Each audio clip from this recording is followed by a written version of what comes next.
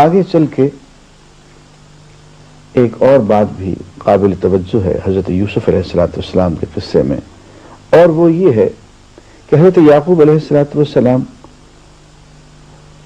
روتے روتے نابینا ہو گئے اپنے بیٹے کے فراق میں. تو مصر میں بیٹھے بیٹھے حضرت یوسف نے کہا کہ دیکھو یہ میرا کرتا ہے، پیراہن ہے، یہ جاؤ میرے والد پہ ڈال دو، بینا ہو جائیں گے، آنکھیں ٹھیک ہو جائیں گی. ادھر مصر سے یہ روانہ ہوئے کنعان کی طرف، سینکڑوں میل کا فاصلہ ہے، اور ادھر سیدنا یعقوب علیہ السلام یہ کہتے ہیں کہ انی لاجد ریح یوسف لولا ان تفندوا.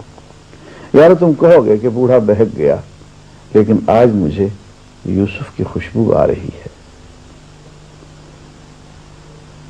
اب وہ ابھی تو کرتا چلا ہی تھا کہ نہیں، خوشبو آنے لگ گئی. میں ایک بات آپ سے پوچھتا ہوں، ذرا سوچئے گا تنہائی میں. یہی یوسف علیہ السلام جب ان کی پٹائی ہوئی، بھائیوں نے پٹائی کی، ان کو کنویں میں ڈال دیا، 3 دن تک اسی کنعان میں کنویں میں پڑے رہے، والد روتے رہے. اس دن تو خوشبو نہیں آئی، اس دن تو پتہ بھی نہیں چلا کہ میرا بیٹا کہاں گیا. اور آج جبکہ کرتا سینکڑوں میلوں کے فاصلے پہ ہے اور بیٹا سینکڑوں میلوں کے فاصلے پہ بیٹھا ہوا، تو آج خوشبو آ رہی ہے. یہ کیا ماجرا ہے جناب؟ صرف اتنا سا ماجرا ہے کہ اللہ تعالیٰ جب چاہتے ہیں جس کو چاہتے ہیں جتنا علم عطا فرما دیتے ہیں. کنعان میں اسی بستی میں کنویں میں پڑے رہے تو بیٹے کا یوسف کا پتہ نہیں چلا کہ کہاں ہے، نہ خوشبو آئی، صرف آنسو آئے اور اندھے ہو گئے. اور اب جبکہ سینکڑوں میل سے کرتا چلا ہے تو اللہ تعالیٰ نے علم دے دیا ہے، خوشبو آ رہی ہے. تو انسان کو علم اتنا ہی ہے جتنا اللہ تعالیٰ دے دے. ناظرین، اس کے بعد ہم سورہ الرعد کی طرف بڑھتے ہیں. سورہ الرعد میں ایک آیت ہے جو توحید کے ایک بہت بڑے مقام کو واضح کرتی ہے. ناظرین، میں نے عرض کیا تھا کہ توحید کی 2 بنیادیں ہیں.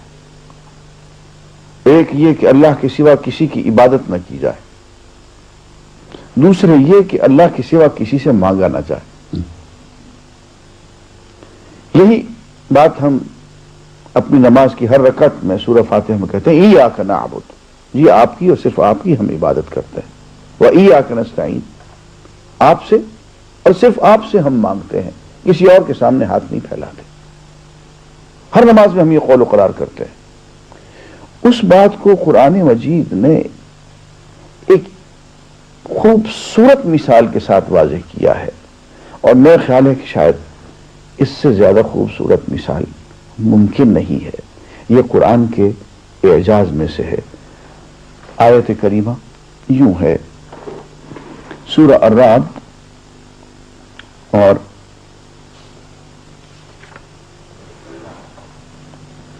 جی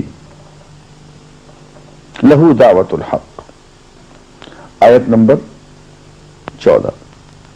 اسی کو پکارنا، اسی سے مانگنا، اسی سے دعا کرنا برحق ہے. رہی وہ دوسری ہستیاں جنہیں اس کو چھوڑ کر یہ لوگ پکارتے ہیں، وہ ان کی دعاؤں کا کوئی جواب نہیں دے سکتی. انہیں پکارنا تو ایسا ہے جیسے کوئی شخص پانی کی طرف ہاتھ پھیلا کر اس سے درخواست کرے کہ تو میرے منہ تک پہنچ جا، حالانکہ پانی اس تک پہنچنے والا نہیں. بس اسی طرح کافروں کی دعائیں بھی کچھ نہیں ہیں مگر ایک تیر بے ہدف.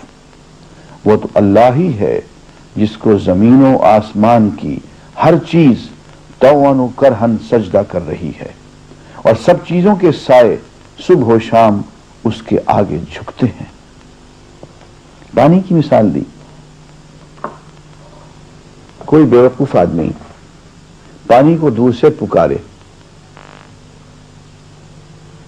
کہ میں تو تیرے پاس نہیں آ سکتا، تو آ جا، چل کے اڑ کے میرے منہ تک پہنچ جا، میری پیاس بجھا دے.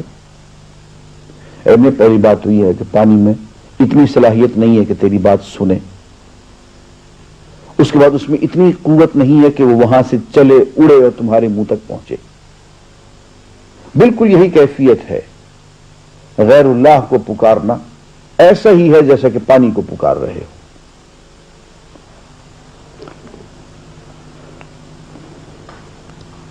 اس کے بعد اللہ کے ذکر کے بارے میں سورہ الرعد میں آیت نمبر 27، وہ اپنی طرف آنے کا راستہ اسی کو دکھاتا ہے جو اس کی طرف رجوع کرے. ایسے ہی لوگ ہیں وہ جنہوں نے اس نبی کی دعوت کو مان لیا ہے اور ان کے دلوں کو اللہ کی یاد سے اطمینان نصیب ہوتا ہے. خبردار رہو، اللہ کی یاد ہی وہ چیز ہے جس سے دلوں کو اطمینان نصیب ہوا کرتا ہے. پھر جن لوگوں نے دعوت حق کو مانا اور نیک عمل کیے وہ خوش نصیب ہیں اور ان کے لیے اچھا انجام ہے. سورہ بقرہ میں فاذکرونی اذکرکم کی تشریح کرتے ہوئے کچھ بات واضح کی تھی. یہاں ذکر کے ایک اہم پہلو کی طرف اشارہ ہے کہ دل کا اطمینان چاہتے ہو تو وہ تو اللہ کی یاد میں ہے. اور ایک بات میں عرض کر دوں، اور یہ بات نظریاتی نہیں ہے، عملی ہے، تجرباتی ہے. آپ بھی چاہیں تو تجربہ کر لیں. اگر چاہتے ہیں کہ اس دنیا میں خوشی نصیب ہو، لذت، گریٹسٹ پلیجر وہ نصیب ہو، تو اللہ کا ذکر کثرت سے کر کے دیکھیں. اللہ کے ذکر سے اللہ کا قرب نصیب ہوگا، اور اللہ کے قرب سے زیادہ لذت اس کائنات کی کسی چیز میں نہیں ہے. اسی لیے فرمایا کہ اللہ کا ذکر کرو، اسی سے اطمینان اور لذت نصیب ہوگی. اس موضوع کو انشاءاللہ ہم آئندہ تفصیل سے لیں گے.